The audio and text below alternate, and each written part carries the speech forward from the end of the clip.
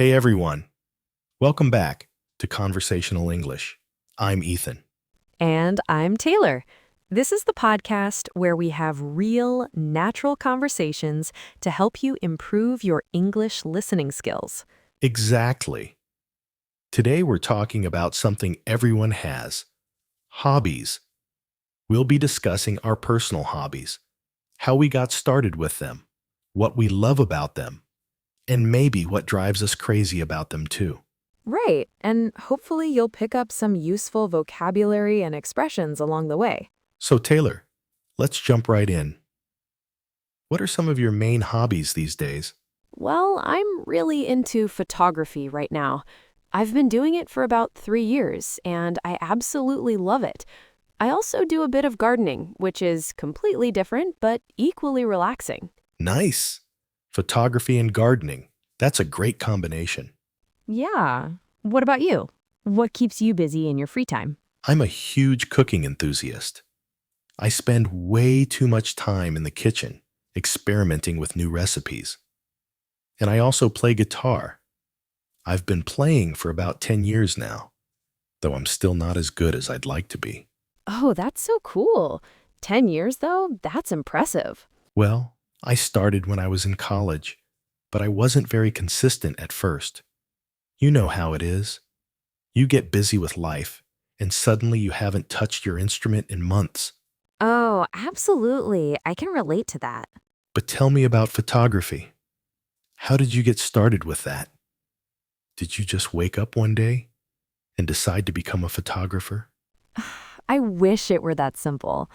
Actually, it started during a trip to Japan.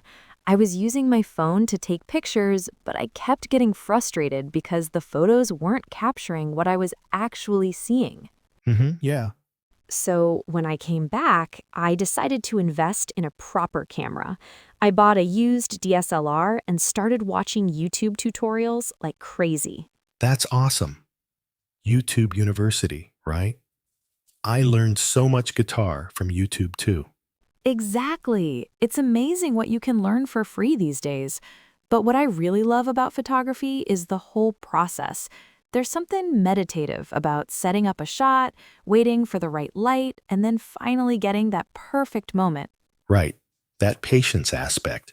Yes, and it forces me to slow down and really observe my surroundings. I notice details I would normally miss. That sounds really peaceful. But there must be frustrating parts too, right?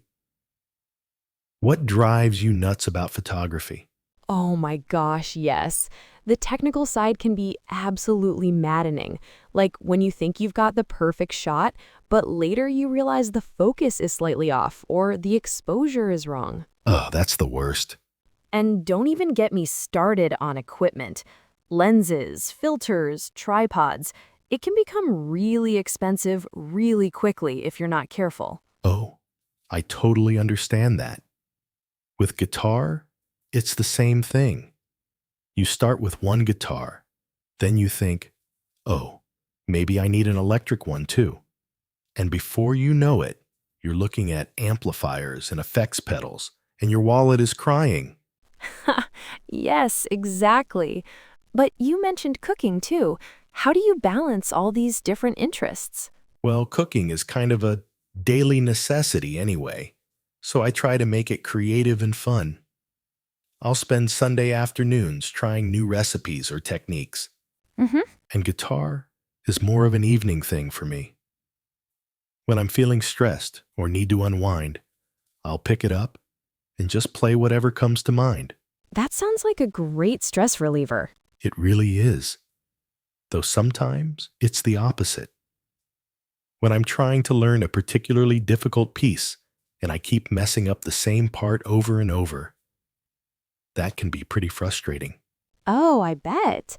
But that feeling when you finally nail it must be amazing. Absolutely. That's what keeps me going. And cooking gives me that same satisfaction. When you finally perfect a recipe you've been working on, or when you improvise something and it turns out delicious. Right, right. You know, I'm curious about your process with cooking. Do you follow recipes exactly, or are you more of an experimental type? It depends. When I'm learning something new, I'll follow the recipe pretty closely the first time. But once I understand the basic technique, I love to experiment. That makes sense. Like last week, I was making pasta sauce, and I thought, what would happen if I added some coffee? It sounds weird, but it actually gave it this amazing depth of flavor, Coffee in pasta sauce? That does sound weird, but also intriguing. right? Sometimes the weird experiments are the best ones, though I've definitely had my share of disasters too. Oh, I'm sure. And what about gardening for me? I mentioned that earlier. The thing I love most about it is how it connects me to the seasons and natural cycles. Yeah, that sounds really grounding. It is, but it also requires so much patience. You plant something and then you have to wait weeks or months to see results, and sometimes things just don't grow the way you expect them to. That would drive me crazy. I like more immediate gratification. I used to be like that too, but gardening has actually taught me to be more patient in other areas of my life. It's like a form of meditation for me. That's really cool. It's interesting how hobbies can change us as people, isn't it? Totally. I feel like my hobbies have made me more observant, more patient, and definitely more creative. Same here. Cooking has made me more adventurous with flavors, and guitar has definitely improved my ability to focus and practice consistently. Exactly. And I think that's something our listeners might find encouraging, that hobbies aren't just about killing time or having fun, though they're definitely that too. Right. They can actually help you grow as a person and develop skills that carry over into other parts of your life. Speaking of skills carrying over, I've noticed that photography has actually made me a better problem solver at work. When you're trying to figure out lighting or composition, you have to think creatively and try different approaches. That's such a good point. I never thought about it that way, but you're right. And cooking has definitely made me more organized and better at time management. When you're preparing a complex meal, you have to plan everything out and coordinate multiple dishes. Absolutely. And here's something I find interesting. Hobbies can also connect you with communities. Since I started photography, I've joined online forums and local photography groups. I've met so many interesting people I never would have encountered otherwise. Oh, that's so true. I remember when I first started playing guitar, I was too intimidated to play in front of anyone. But eventually, I joined a local jam session group, and it completely changed my experience. Having other people to play with and learn from made such a huge difference. That's awesome.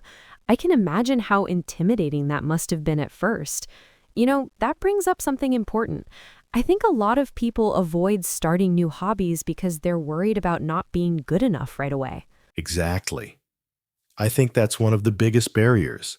People see someone who's really skilled and think, I could never do that. But everyone starts somewhere. My advice would be to just start with something simple and don't worry about being perfect. Right, and don't feel like you need to invest in expensive equipment right away. I started photography with that used camera I mentioned, and my first garden was just a few herbs in pots on my windowsill. You can always upgrade later if you find you really enjoy it. That's such good advice. With cooking, you don't need a fancy kitchen or expensive ingredients to start experimenting. Some of my favorite dishes use really basic ingredients. It's more about technique and creativity than having the fanciest equipment. And here's another thing people often worry about: finding time. I used to think I needed huge blocks of free time to make progress with photography, but I've learned that even 15 or 20 minutes here and there can be valuable. Sometimes I'll just practice with lighting setups indoors when I can't get outside. Yes, that's so important. With guitar, I used to think I needed at least an hour to make it worth practicing. But now I realize that even 5 minutes of practice is better than none. Sometimes I'll just run through scales while I'm waiting for dinner to cook. That's such a practical approach. And you know what else I think is important to mention? It's normal to hit plateaus or lose motivation sometimes. There have been periods where I barely touched my camera for weeks, and I felt guilty about it.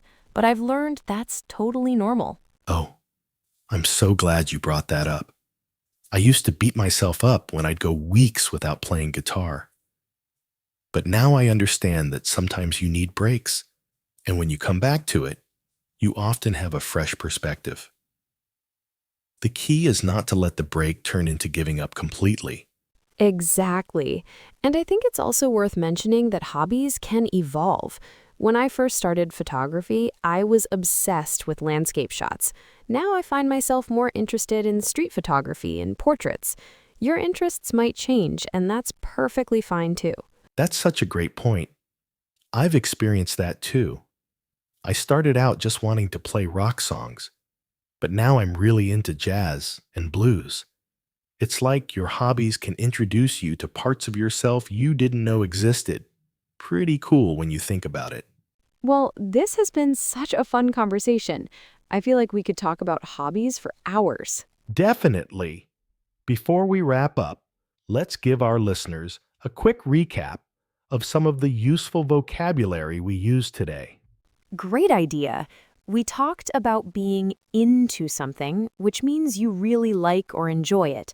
We mentioned experimenting with recipes and techniques. Right.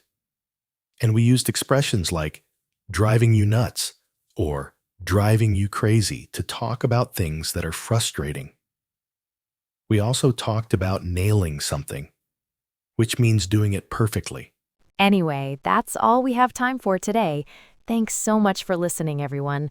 Next week, we'll be talking about travel experiences and sharing some of our most memorable trips. That's going to be fun.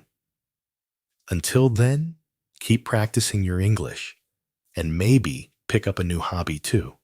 Don't forget to like and subscribe, and we will see you next time on Conversational English.